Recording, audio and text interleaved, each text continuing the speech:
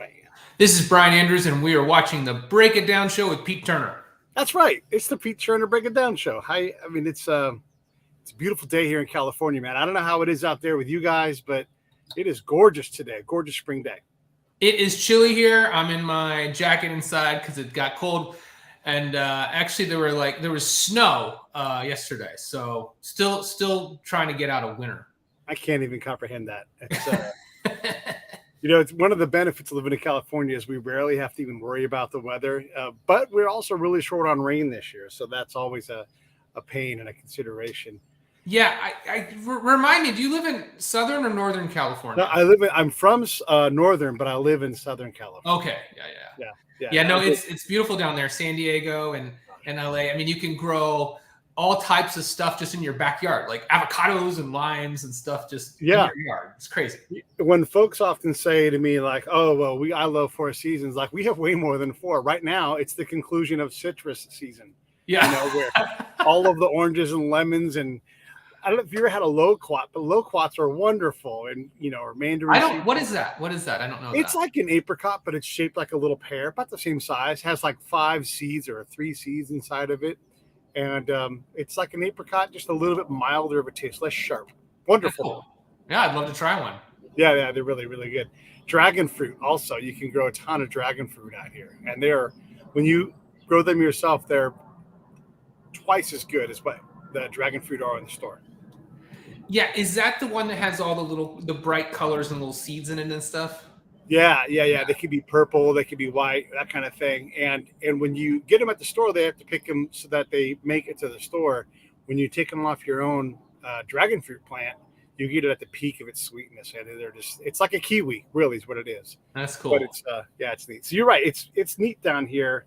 But we didn't come to talk about Southern California horticulture. No, we can't talk about books. Let's talk about books then, man. So you guys, look, I always talk about this, and I think we need to because you guys are prolific. You take it seriously. You and Jeff are writing machines, and here's another book. It seems like every 3 months we're talking. Yeah, that's the schedule we're on right now. We're doing 4 a year right now, which sounds really insane. I never thought in a million years that I'd be able to partner with somebody and put out that much material. But what's cool is that, especially when you're doing series like we are, and you start to get to know the characters, and we've kind of optimized, I think, our co-authoring system, that we're able to put out material a lot faster than either one of us could have done individually. And it's not like I could put out 2 books a year by myself.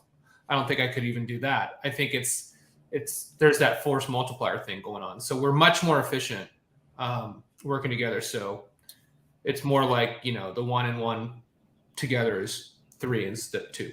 Yeah. You have a synergy of what you do. Yeah. How much research? Because look, one of the things in military thrillers, like you guys write, you have to get the stuff right. You have to stay ahead of you have to invent weapons. You have to know what, like right now, javelins are a thing. And then no one even knew what a javelin was, 3 months ago, but now all of a sudden everybody's a javelin expert. Yeah, no, it's a great question.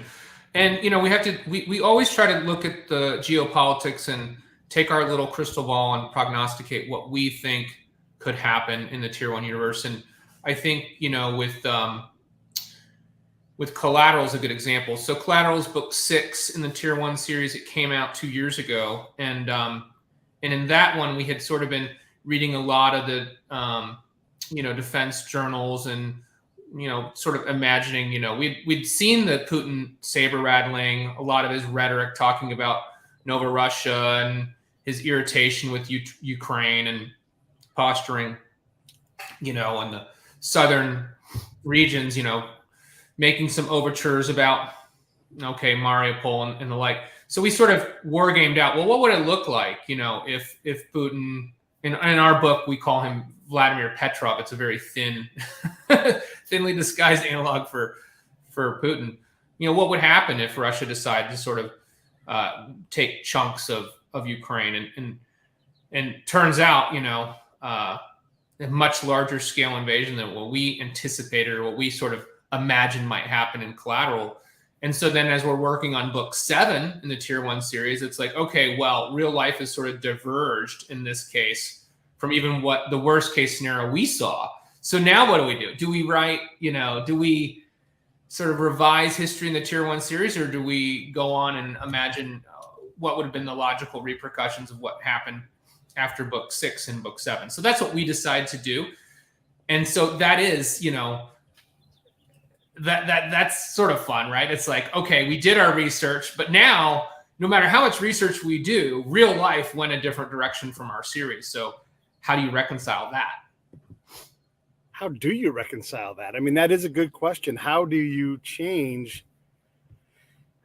Do you need to, or do you just continue to diverge off into this newer way of telling the story? And then I guess the other question is I want to answer that and then blend into this. One of the questions I get a lot as we're covering the actual conflict is, what are we doing? And, are there people there trying to operate and undermine, right? And this kind of goes into what you guys sort of write about.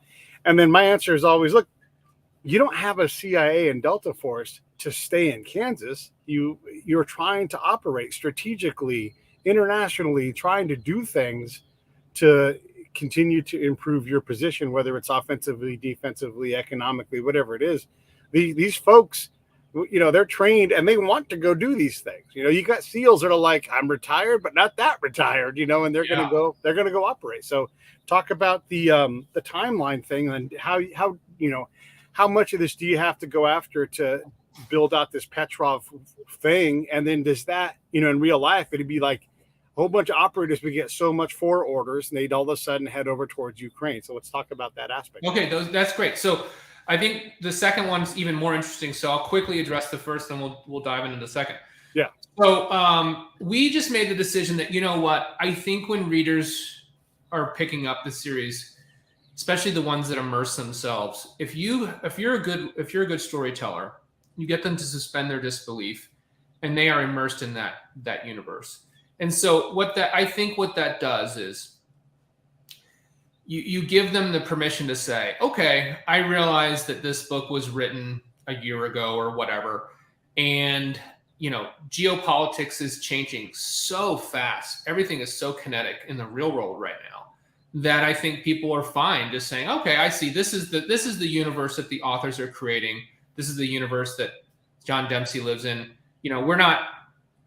That was sort of the question about the pandemic too. It's like, well, do we force all our characters into pandemic mode? And we chose not to. In that universe, they're not masking up. They're not freaking out about COVID and stuff. They're doing their jobs. And so I think from an escapism point of view, if you give your readers credit to say, hey, yeah, they can separate reality from what you're doing in your books, then you'll be fine. And so hopefully we will be fine. There'll be quite a divergence from real life in Tier 1 Book 7, but Tier 1 Book 7 is really, really fascinating, sort of the universe that we crafted there. So hopefully people like that.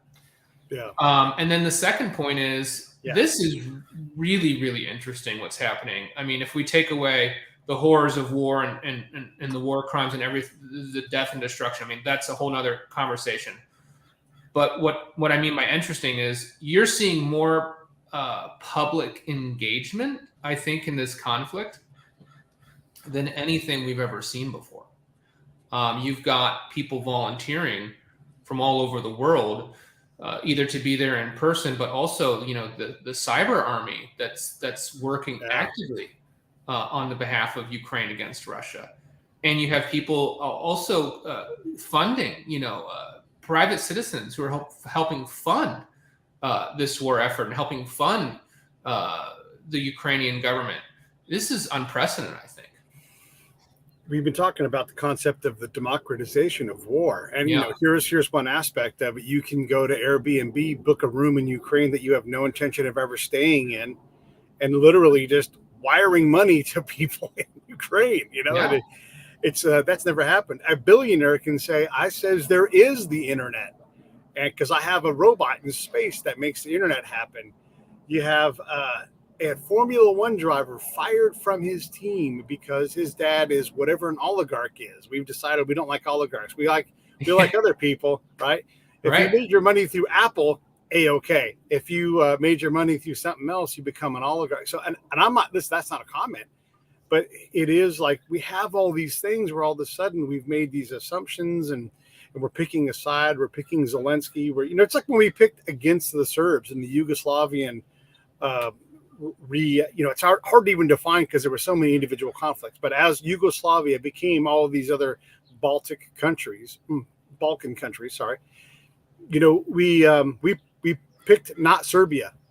And so, like, and inserted ourselves as a united force, whether it's NATO, UN, whoever it is. Someone, probably us, is flying missions into Zagreb and absolutely leveling it. Hey, that's A-okay because we picked everybody but the Serbs. What are your thoughts on this democratization of war? And what does it inform you as a writer? Because it opens up any kind of world. Again, like the not so retired SEAL, a Ukrainian Foreign Legion, a corrupt NATO official who's looking to make $1 billion, whatever it is, all of these things, boy, it's a playground for you guys. It is. And I think it's, I think before with conflicts, and this is probably before the information age, right? And I think it's technology that's allowing us to do this. Before, you were sort of powerless. You had to kind of go along with whatever your government said, right? And that was sort of like, if you didn't live in the countries that were engaged in the conflict, right? Everybody else was sort of this observer, and it wasn't really something that people did. You didn't have a way to go participate in that conflict, or vote with your dollar, or vote with your skills. Virtually. That virtual ability to exercise your opinion didn't really exist before, and now it does. And in one sense, I think it's quite encouraging that you have a whole world of people who say this guy is a tyrant and what he's doing is wrong. And you know what? We're not just gonna sit back and watch all these people get murdered in Ukraine and do nothing about it. And so for me, it actually sort of bolsters my internal spirit a little bit to say, it felt like things were getting pretty dark in the world. And now to see that, the propaganda, not everybody buys that. The bullies, they don't always get to win. And it felt like for a while now that the bullies were getting to win, and everybody was just going along with it. We often pick the wrong people. It's just historically, Ho Chi Minh was our guy until he wasn't. The Shah of Iran was our guy until he wasn't, the guy. So, is there any of that element in your thing too? Because look, a year ago, we weren't so happy about Ukraine. We were looking at their corruption. We were looking at their corruption in connection with our corruption and all these other things. Everybody's completely forgotten about that, and that. Again, this is not a political conversation. It's a fiction-based conversation. But how does that impact your storytelling when look, we often say, pick the lesser of two evils. That means you're picking evil. You're, like our presidential candidates, you're picking evil. You just picked this evil versus that evil. Yeah. Picking a side with Ukraine, there's not a guaranteed win there. I think you're right. I think a lot of our decisions are based on the lesser of two evils. And in Tier 1 Book 7, which is coming out next year, Dempsey's back. We get a lot of questions about, is Tier 1 finished? Or are you guys going to keep going? No, the series is going on. We launched these other series, Sons of Valor and Dark Inner. So we can talk about those a little too. But so we had to step back and really let it gel what we wanted to happen with Dempsey. So anyway, Dempsey is coming back. But what's happened, I don't want to give away any spoilers for that book, but it's exactly to what you're saying, which is, what happens when a head of state is clearly unfit for command? And maybe even more than that, what happens when a head of state of one of the world's superpowers is an existential threat to the rest of the planet? I was just reading on my newsfeed this morning that the Russian foreign minister was doing some more nuclear saber rattling. He was talking about, the United States is going to push us into a nuclear apocalypse. And it's like, but you're the one threatening nuclear weapons. This is like the third or fourth time they've done this in the last couple of weeks. And this one is, I would say, the most overt. is it okay that we just all can recognize that we have a sociopath in charge of the Russian state with access to over 6,000 nuclear weapons? Is that okay? And if it's not okay, what are we going to do about it? Lindsey Graham, I think, was on one of the shows, talking. He was saying, well, maybe there's a Julius Caesar situation going on in the planning over there. Maybe somebody can take Putin out. And he got a lot of flack for that. And I have to wonder, why? Yeah. It's like, thousands and thousands of innocent Ukrainians are dying, and Russian soldiers are dying because Putin decides that he doesn't like Ukraine. They're not being cooperative enough. So, why is it okay just because he is the dictator, that he is not potentially have to held accountable for this war? I don't know. Yeah. And do I want an elected official in the United States who's nowhere near the top of the United States speaking publicly about another public leader? Probably not. Yeah. Lindsey Graham, though, I mean, look, I'm not going to make this political, but if there's a guy who's not going to do a fucking thing about anything, it's that dude. He's like, I'm gonna get my sound bite. You're like, yeah, great. Yeah. I hear you, but I'm just going back to the interesting question that he posed, right? Yeah. I think he said what everyone was thinking, right? Yeah. Well, there's for real, right? There's an alternate novel being written right now where it's like, continue to be true. If you put 2,000 determined Russians outside of the Kremlin, assuming that's where Putin is, you cannot stop those people from coming through the door and dragging that dude's body out Ceausescu style. Yeah. You won't stop 2,000 people from doing it. You might try, but you might also find the guards being like, oh, look at that. My shift is over. Yeah. I'll see you guys later. I mean, you saw those pictures of him at the table, right? He's got 20 feet of separation from him and anybody that he's interacting, even his own staff. Right. He's 20 feet away from them. I mean, he's clearly paranoid right now. Yeah. And that only works because they're respecting that. Once there is, and I'm not trying to predict the future. I'm not saying this will happen, but if you got enough Russian folks together and they said, I don't give a damn about your bubble, and they just decided to break it, that'd be it. And that dude would not be around. And then you get whoever's next. Yeah. And probably the next after that and the next after that before stability starts to happen. That's a whole different side of the thing as he tries to orchestrate. We will pass a point, and maybe we already have, where the outcome of this conflict in the near future is not Putin being in charge of Russia.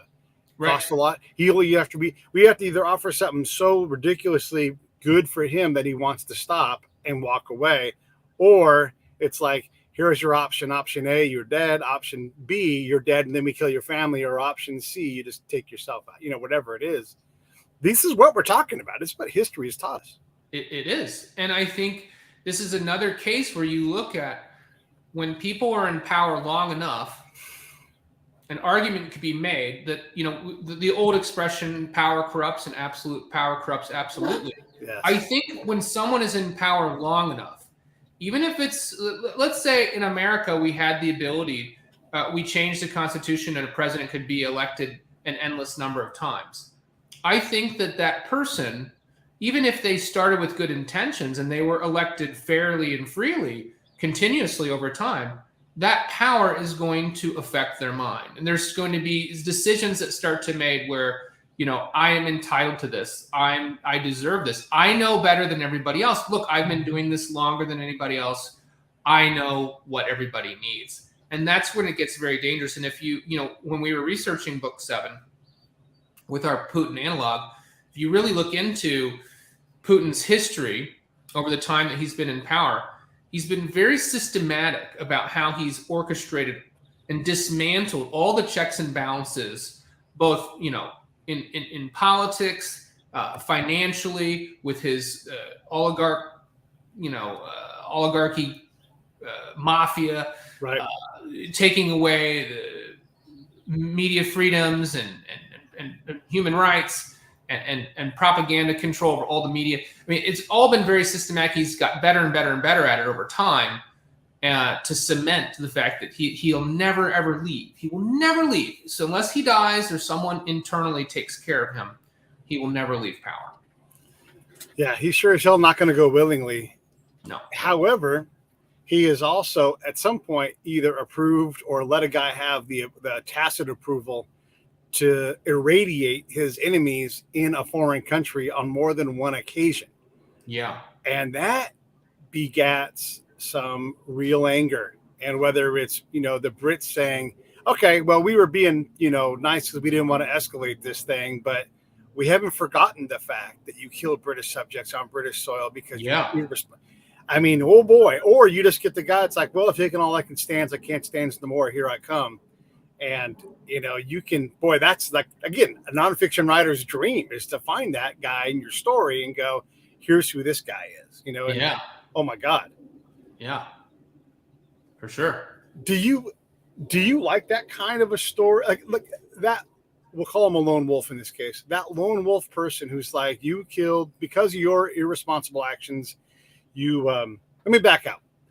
We get someone like General Soleimani, who absolutely targeted innocent people throughout his career, and yet his death is characterized as an assassination, right? And maybe it was. I mean, I look at, you played a hard game and you got hard results. But when we look at the characters that you guys play with, what kind of ethos do you give these guys? Like, is it ethical if you've been wronged like this?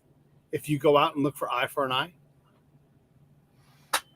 Yeah, I think that's something we all have to grapple with, and I don't know the answer, but it's the theme of the seventh book, and I kind of clumsily maybe made the point earlier, which is, if a civilian dies in a conflict, a war that they didn't start, so you have an innocent mother who dies, in Ukraine. Why is her life any less valuable? Yeah. Than the general or the dictator who ordered the attack, who started the conflict, so it's like, is there, like Soleimani, you said, like, okay, well, his death somehow is assassination, is that his death is somehow more wrong than the innocent people that he killed? It seems like you have a flip-flop. It's like once you get a rank or once you're important, suddenly like killing you or your murder is, somehow taboo, when an innocent person who's not engaging in any foul play, if they die, it's just like, well, they're just a casualty. Yeah. So somehow I think like we've gotten in this weird place where like, important people matter no matter how they got their power. Their life somehow matters more than a regular person. I mean, Soleimani, his proxies blew up a wedding. Yeah. So there you go. I mean, I F that guy. It's not an assassination. That's retribution, Right. Yeah. Yeah, you're right. We definitely seem to value these folks more. I think they have those geopolitical, unfortunately, I think they've built up all these financial barriers, these moats around them, right? So you have a lot of business. And that's probably where this sort of comes from, which is, there's a lot of money in these circles flowing through Europe, and the banks, Russia, all the fuel, natural gas, heating. There's all these other financial,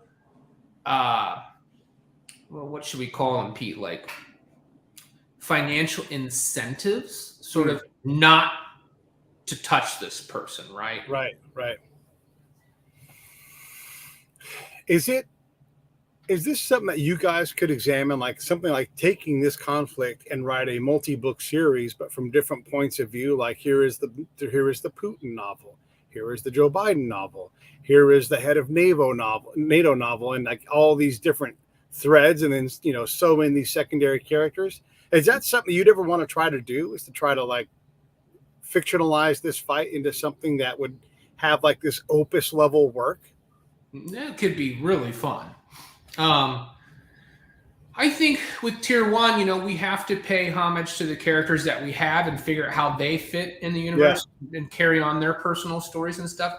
But we've done that a little bit, right? Because like with Arkady Zukov, and he's been in the Tier 1 book since American Operator.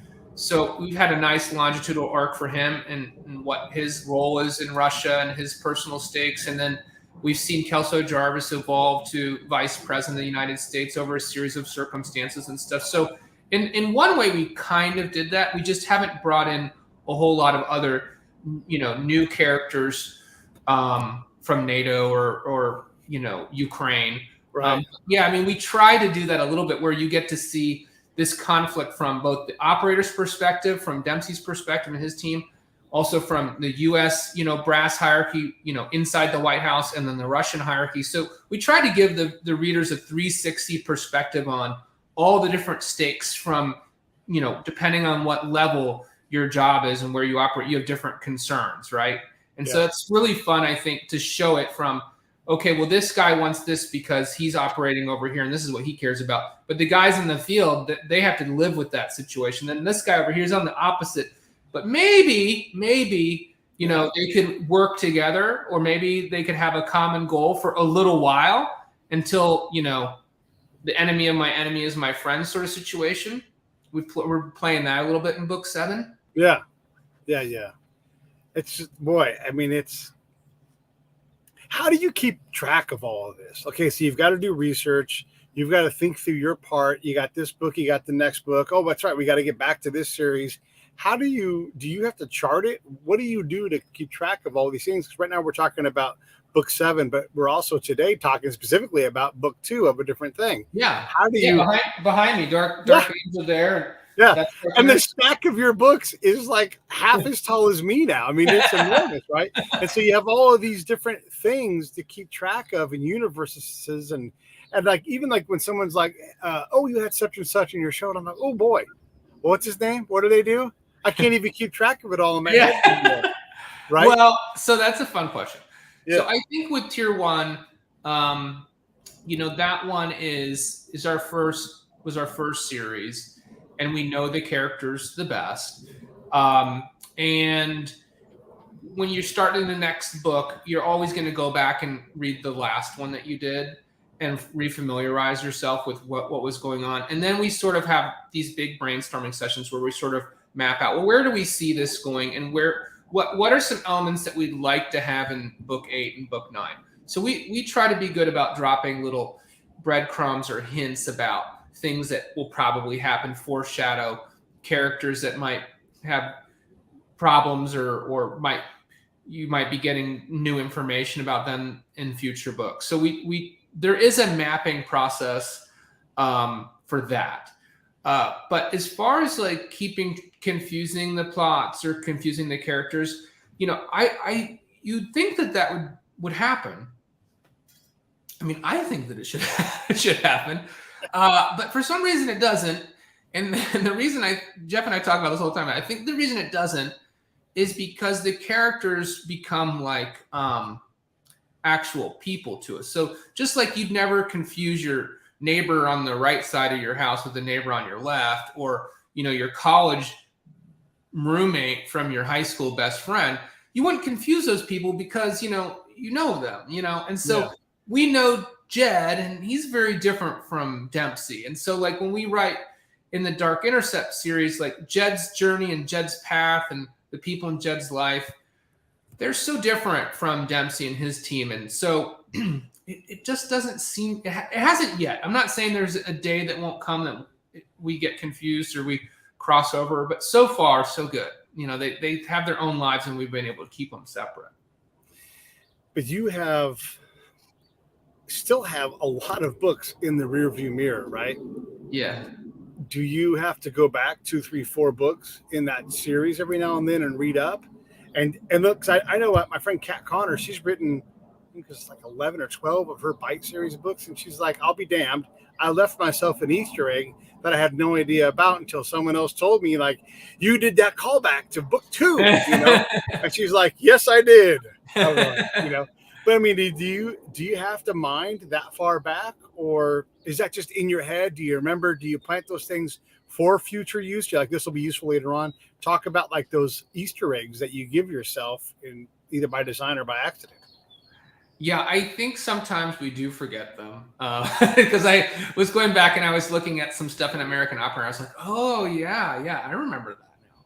So yeah, I mean, we are. I don't have an eidetic memory. I wish I did, but I don't. Right. Um, I think I sort of navigate that a little bit more by like thematically almost. Like, you know, it's like you remember that you had this sort of emotional desire for this to happen, and you don't forget that. You know, you don't forget sort of the ethos that you're carrying on. But yeah, you definitely need to go back, and that's why I think it's helpful to at least go back and listen to. A lot of times I'll listen to the audiobook of the previous book before we start, and that's very, very helpful. And I think that primes the memory. Even go back, even if you don't go back and listen to or read the book before that, just the one before, you're like, oh yeah, I remember we did that, we said that, and the character was in this place. So I think that's a very valuable exercise. It's tough right now because we are doing so many books. Yeah. Just getting the time to actually go back and read the other one before we start the next one can be. And I want to stick on this a little bit. So when you listen to the book, are you capable of, one, becoming an audience member and enjoying the book? Two, can you listen to it and be like, damn it, there's damn wordsmithing I still want to do? And then three, like, do you have to have a notebook and be like, I have to write this, I can use this? And are you constantly creating new things from the old book as you're trying to listen to sort out the book you're currently working on? If that makes sense. Yeah. I mean, I hope it doesn't make me sound arrogant or terrible, but I really like listening to our book. There's shows I listen to and I'm like, this is good, you know. I mean, I mean, Ray Porter is narrating the Tier 1 series in Sons of Valor, and for me, I feel like I get to enjoy it as a listener. You know, he transports me into the book, and there's sometimes I'll be listening to, I'll be like, did we really write that sequence? Like that was really good, you know. And so that's sort of fun. And then McLeod Andrews narrates the other series, and he did a really good job. And I think, and now that we're talking about, maybe it's the fact that I'm listening to somebody else's voice and they're putting their own spin on it, allows me to separate myself from it. Yeah, I think that's it. Because if I was just reading the book, I'd probably be more tempted to do what you're saying, which is, I'd put my editor hat on, right, and be judgmental, as opposed to enjoying it as a work of art from a performance from somebody else. Well, or just be distracted by all the inspiration you've given yourself, because nobody's more inspired by your work than you are, because you're literally creating more work off of that work. You know, I mean, it's one thing to be like, I'm inspired, and then they go back and have a potluck dinner and forget about it. But you're like, I'm inspired, and then you start typing, you know, like you actually, you know. Yeah, so that's right. If I didn't care about it more than everyone else, then I'm not going to make a good product. Yeah, you're not going to. Yeah. You're not going to write. Sometimes I'll be writing a chapter and I'll be like, you know what? This isn't working for me, or I'm not really enjoying this. I don't like this. I don't know if I like this chapter. And when that thought seeps into my head, that's a red flag. That's if I don't like it, nobody else is going to like it. So I need to like it most. So that sometimes I'll be like, okay, well, why don't I like it? Yeah. I have to question myself. Why don't I like this? You know, and usually I'll figure out why, or I'll start over. You know, and so start again. You guys are so prolific. 4 novels a year. I think we've talked about this. You guys are like, that's pretty much the limit of what we can do, right? Yeah. But you also run your own little small business. And so you need to figure out ways to expand and stay healthy and everything else.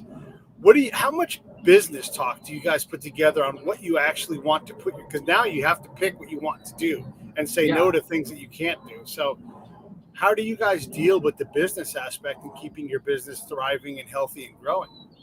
Well, one thing that we've talked a lot about is that, you know, this is a multimedia world now. And, you know, we see our reader demographics. Most people that are reading, you know, paper copies of books, they're retired, they're in an older demographic.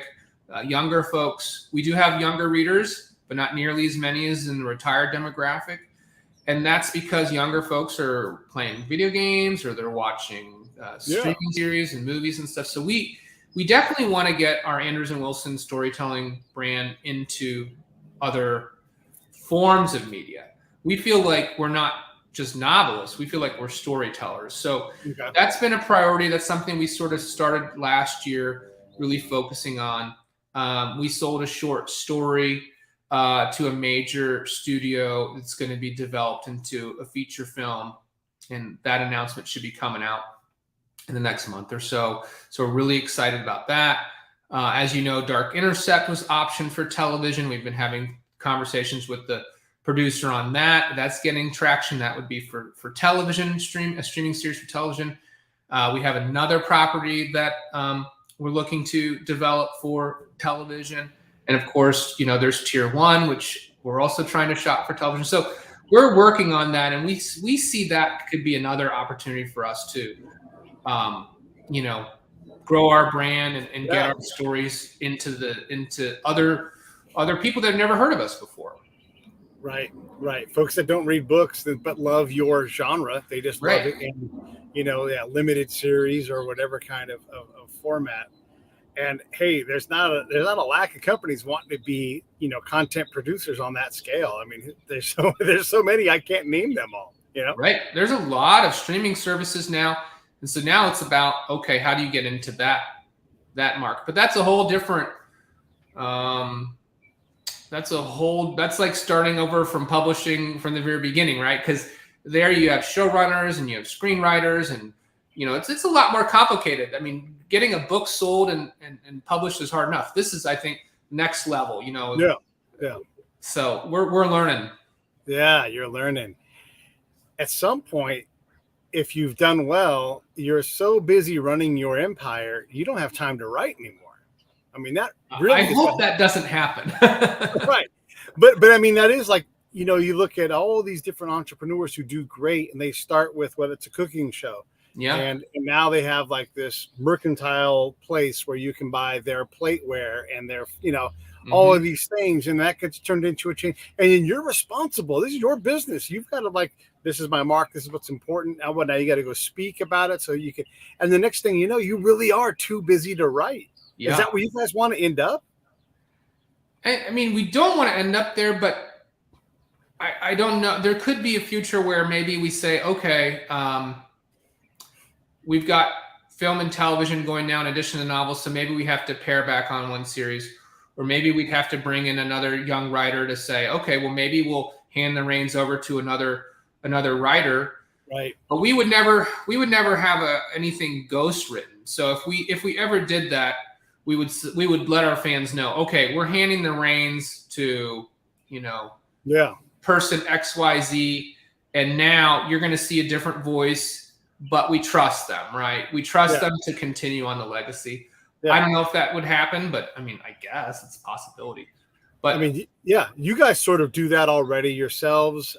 Jerome Preissler writes under the Tom Clancy and then somebody else banner, it's like a right.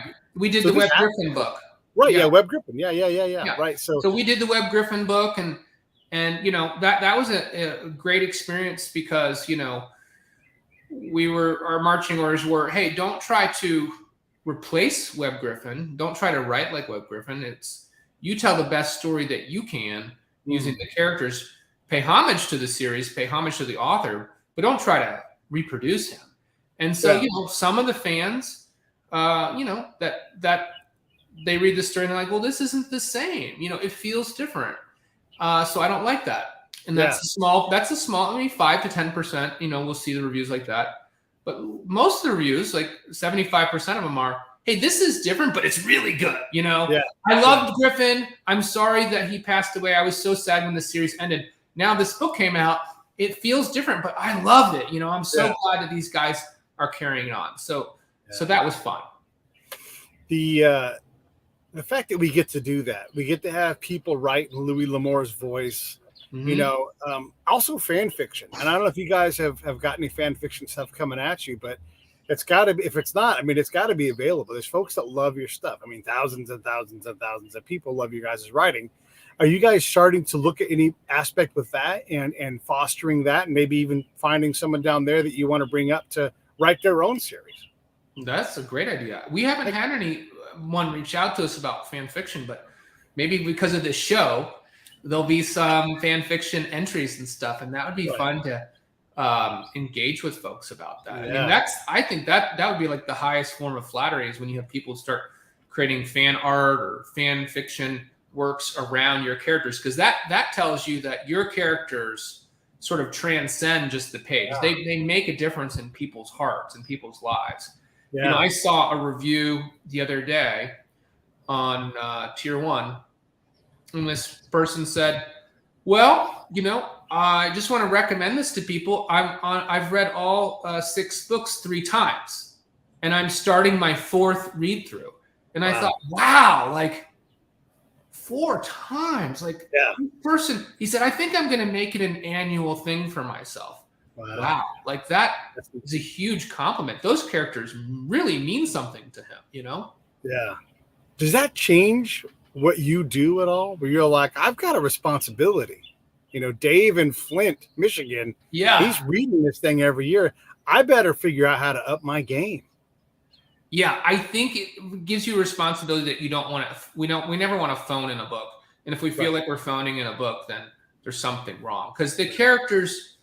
It's the characters that matter. It's the action is great and it's fun and the geopolitics is interesting, but it's the characters' lives that matter. And as you're going along with them in a series, the struggles and the things that are happening to them should be representative of the types of struggles that people face in real life. And so that, for me, that's what's interesting is, you know, I have my life and I made certain choices, and I can't undo those choices.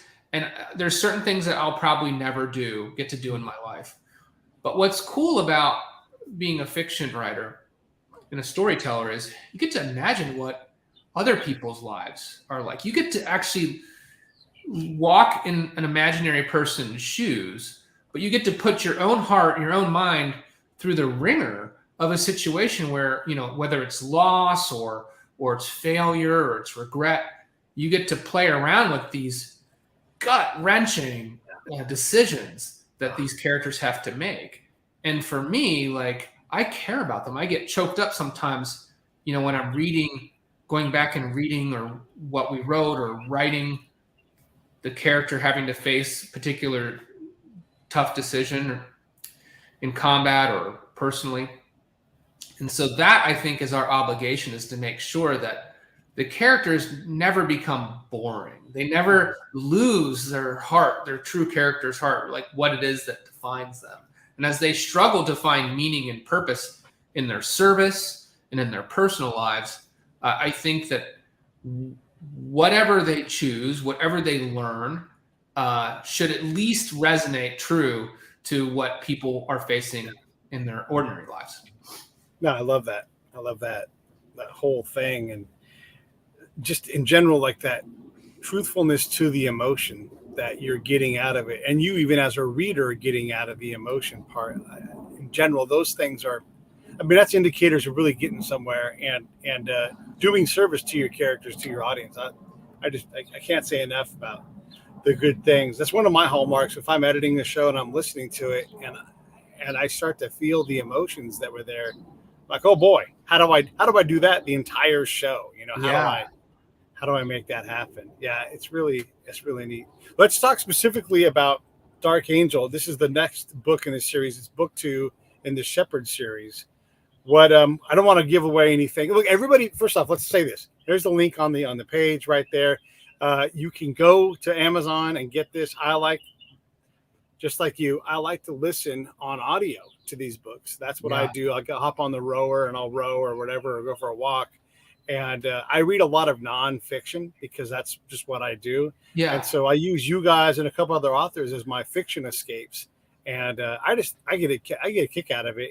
And your books, they are a riot. And I really do. One of the reasons I love having you guys on is I've grown to love your work. I didn't realize how awesome you guys were at this. And I just, you know, I always talk about your production, but no shit, your guys' writing is just fantastic. So everybody's check it out. The books are all there in a series. You are not going to run out of books to read for a long time because these guys write so much. And if you're inclined to support the Break It Down show, well, you can do that too. Just go to breakitdownshow.com.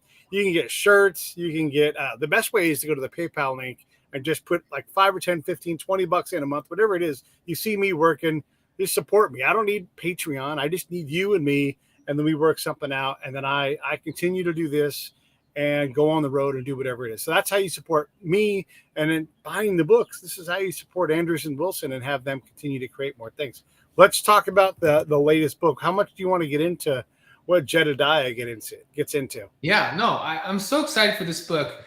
And I think I can do it justice without spoilers. So let's try. Okay. So with book one, when we meet Jed, he is being medically retired. And from the SEALs, he's sort of lost his purpose. He's also going through crisis in faith. He gets called upon by his high school best friend because his high school best friend is ex-high school girlfriend. They're now married and their daughter's been kidnapped. So that whole book is about, okay, it is a homecoming. Jed has to go back to Nashville. He's out of his comfort zone trying to help friends find their missing daughter. This is not what Navy SEALs do.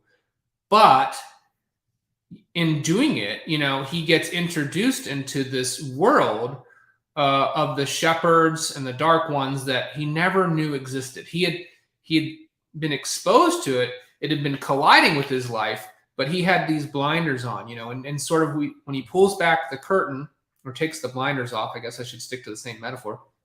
When he takes the blinders off, we end book one. And he's like, whoa, maybe I need to be a part of this. So that invitation to join the shepherds is extended at the end of the first book. Well, what's kind of cool, and we didn't realize this until we started writing book two, is that Dark Angel gets to almost be like a book one in this series, right? It's almost like Dark Intercept was a prequel and Dark Angel's book one because it's Jed starting, we open the book with him starting off in training camp as he's joining the Shepherds organization. So that was really cool. And we started thinking about okay, when you go to Buds, if you're going to become a SEAL, let's say, you're going to go to Buds, everybody there is on the same level, right? And you're all starting at ground zero. You're not a SEAL yet. You don't know anybody. You haven't been through the training pipeline. So everybody gets broken down together. There's shared suffering. You have to go through the challenges of Buds. There's attrition. And then at the other end, 20% arrive, 15% arrive at the end, make it through the program. And now this group is bonded. They are a team, right? Well, what about the Shepherds is, if you're going to form a high-functioning team, but you're recruiting experienced people from Army and Marines and Navy, all these different operators, maybe FBI, maybe CIA, you're recruiting these people in, but they're at a much later stage of their career, right? They're not 18-year-olds. They're not 20. You can't throw them all through a boot camp. How do you get that shared suffering? How do you get that bonding where you feel like your person on your right and your left is your brother? How would you achieve that? That was the question we wrestled with at the beginning of the book. Do you see where I'm going with this? Oh, the mic. Where was that question born, though? Or when, I guess, when was that question born? Is that 2 books ago? Is it 1 book ago where you realize the prequel connection and then the thought about the career entry point for people to get into that? When is that, in one of your guys' production meetings when you're trying to figure out what you're doing? Talk about the origin of that idea. Well, it happened early because when we were starting writing the book, we were like, well, if he shows up, day one on the Shepherds, and he's just going to go through some indoctrination training. Let's say that you served. Let's say that you go from you worked at one company for a long time, and then you're in the private sector. You worked in tech. You're at one company, and then you get hired for a new company. You're going to go in there. And you're going to have some quick indoctrination, and then they're going to throw you into your job, and it's going to be incumbent upon you to sort of meet everybody and figure out your place and what is the internal politics of this place? Who do I get along with? Who do I trust? How does everybody work? That's really just left to you. Like, that's tough, right? Yeah.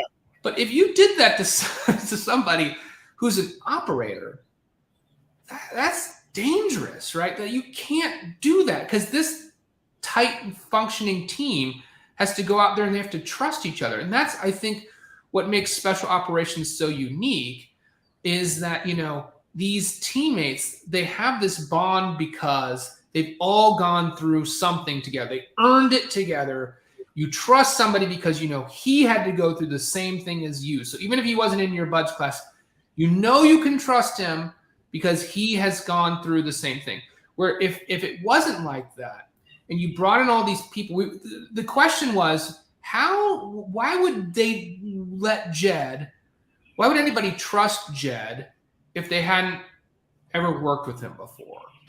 And so the way we decided to answer that is, unconventionally, is we put them through boot camp. Yeah. And it's a shepherd's boot camp. But it doesn't matter how old you are. It doesn't matter how experienced you are. You're going to go through it with your squad. And the veterans in the Shepherd's organization, this is what we think is really cool. The veterans volunteer to go through boot camp periodically on their own. Mm-hmm. Because they want to have that bonding. They want to have that shared suffering with the new people. This is sort of adjacent, but I think it illustrates the point that you're making in terms of coming from another angle. When I show up at a unit, I'm really fucking good at war, right? And I do a very specific thing, but I do it as there's nobody in the brigade that's going to do it better than me. Probably nobody in theater. But no one knows who I am. Right. And there's no trident I can wear. There's no hat I can wear that says that, hey, this dude just walked in, pay attention, he can help. I prove it through my actions, but it takes me weeks, months to get to the point where the command's like, hey, this guy, whatever he wants to do, let him do it, right? Right. And so I don't have a badge for that. It happens over and over again. I can tell them this is going to happen. I can predict the damn future. You are going to say these words to me. And they look at me and they're like, whatever, man, go ahead. And But if I had a badge that I could just put on, they're like, holy shit, that's a bad motherfucker right there. He's been through it. Boy, you could really, really do something. But there aren't a lot of those badges out there. And so you have to go through something to get there. And for me, it's 3 weeks to 3 months to prove to the unit that I'm valuable. And then they start to get it and they understand, like, provision Pete, and we will get great things. Yeah. You guys using a basic training for that. And I hope the audience kind of gets that. But it is very hard to come into an organization, even if you're from the same organization, and get them to trust you. Like whenever I support SEALs or SF folks, if we do like a murder board on source operations, after I talk about my ability to do source operations, there's just no questions. Like, which is the ultimate thing, because they're trying to take you apart to see if you belong out there. And when they're like, okay, but you have to do something, right, to prove that you are the person, whether it's show your knowledge or go out in the field and do it. So I love this device of showing another way to validate and to really join that brotherhood. Yeah, and I think that this would be a possible solution that an organization like this would do.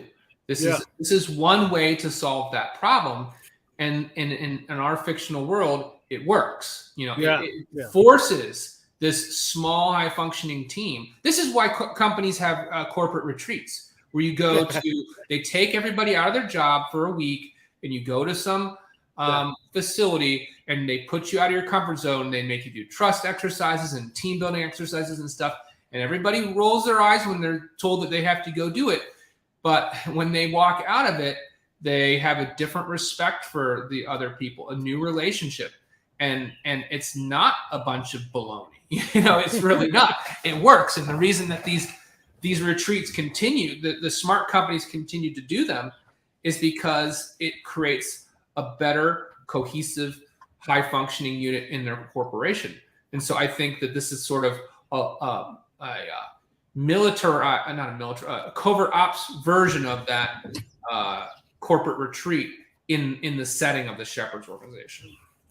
Yeah, and people do roll their eyes, but if you've been exhausted because you've been up for 36 hours trying to walk from here to there, move a bunch of gear and everything else, and like now we're going to do trust falls, you're like, yeah, let's just do it. Hurry up! Like with the trust part, we're past all that, right? Like it's just a different thing because you know that the person to your right and to your left is willing to push past normal discomfort to get the job done, whether it's 36-hour days in the special ops community are normal. There's all kinds of time where you're like, I don't know when we're going to sleep again, but we're going to get this job done, Right.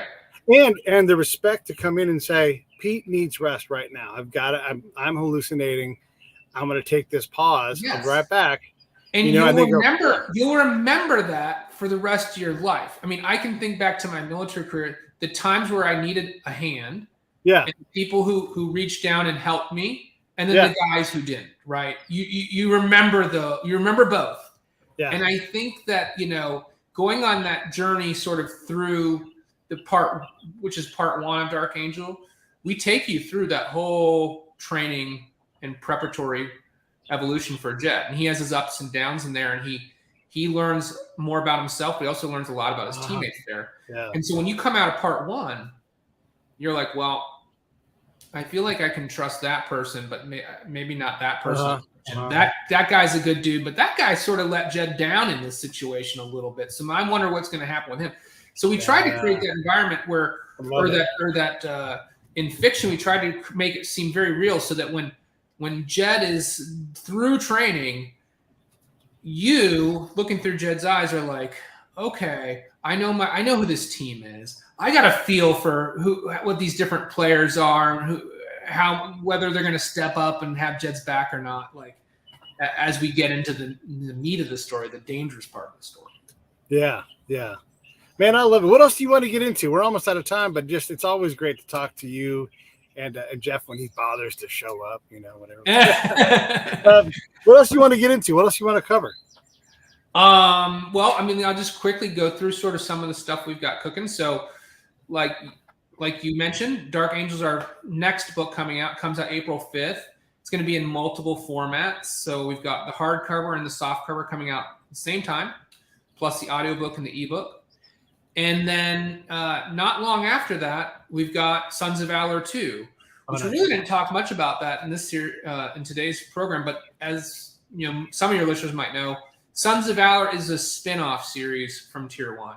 So we took a character who a lot of people would write us about, Lieutenant Commander Chunk Redmond.